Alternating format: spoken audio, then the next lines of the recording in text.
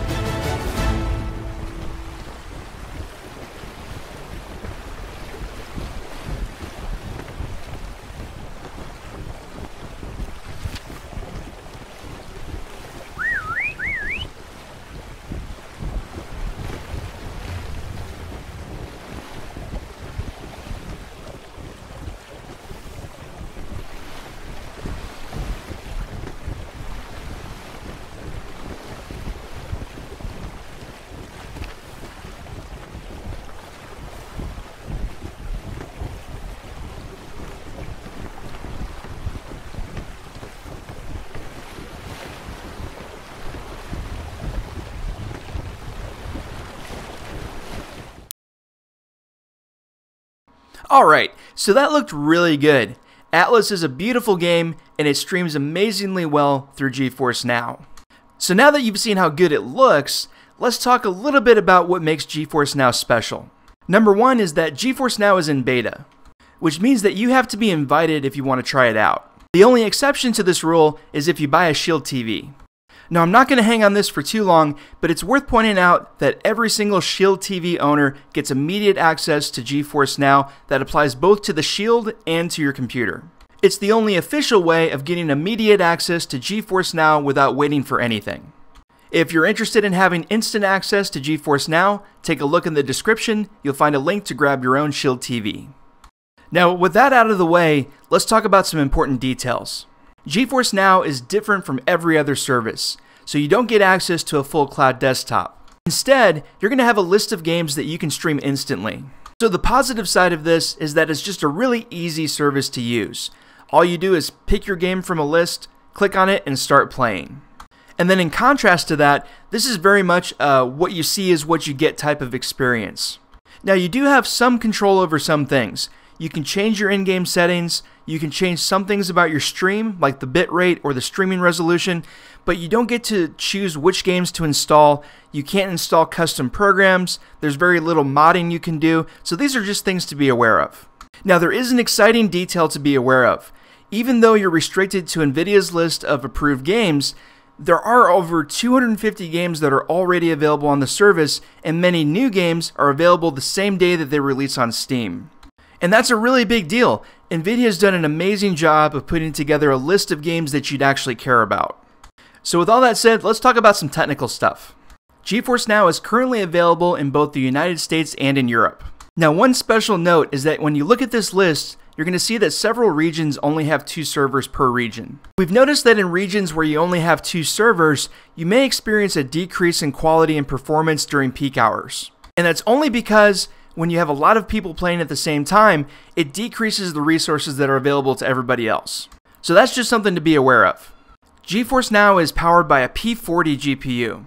On this screen, you'll see what it looks like when compared to the P5000 GPU. The P5000 powers other popular services like Paperspace and Shadow. And you can see that across the board, the P40 beats it in most categories. Now, even though the numbers for the P40 are higher than the P5000, things aren't quite that cut and dry. With GeForce Now, that P40 GPU is divided up among multiple users. When you play games, you can expect to have performance that's very close to that of a GTX 1080. And I'm happy to report that after using GeForce Now for almost a year, this really seems to be true. So at the end of the day, who is GeForce Now really for? Well, that depends on a few things. So as we said earlier, GeForce Now excels at being really easy. It's very accessible. So if you're the type of person that just wants to sit down and game, you don't want to wait for things to load, you don't want to download things or tweak things, then GeForce Now might really be right up your alley. Now in contrast, if you are the kind of person that wants to have full control over the whole experience, then GeForce Now may feel a little bit restrictive. So that's important to know. Now as we mentioned earlier, GeForce Now is currently in beta. They're not charging any money for the service while they're in beta. To date, they also haven't provided any details about what pricing might look like after the beta or even when the beta might end. So just keep that in mind when you think about GeForce Now. We really don't know what the pricing is going to be like. We don't know if it's going to be hourly or subscription. They really haven't provided any detail about that to date. And that's going to be about it for this video.